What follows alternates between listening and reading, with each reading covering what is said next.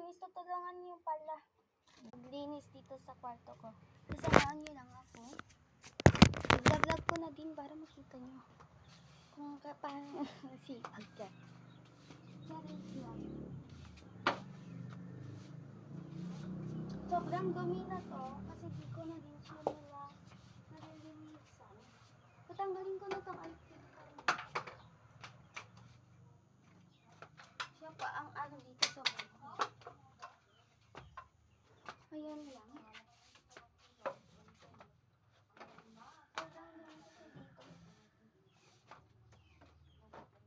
Kaya lilinisan natin ng mabuti itong buhay natin.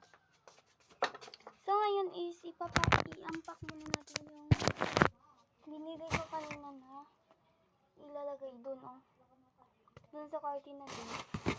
So yung pala yung binili ko. May salamin na akong isa. Kulay pink siya. Maganda siya to. 45 and ito is 35 din. Ito is 10 and ito is 15. So lalagay na natin dito. Nasuot pa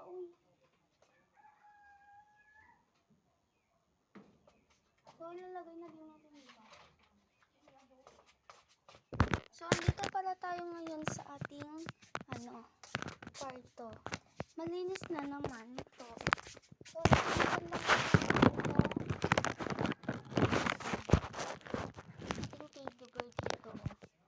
So lilinisan ko lang yan para di madumi. Baka mag-ano siya So lilinisan ko na. Aanuin ko na din siya.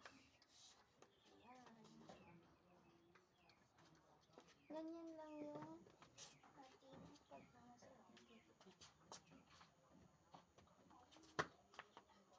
Hindi na pala ako nakakapag-gliss dito kasi pupunta din ako sa school. So, next is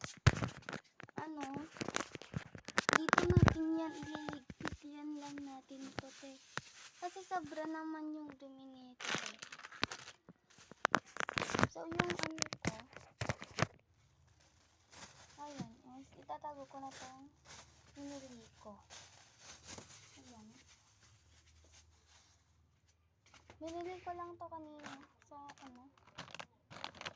So, yun lang. Tapos na din ay sa salamin ko. So, yan lang yung tapos na ang ating DIY house. Bye!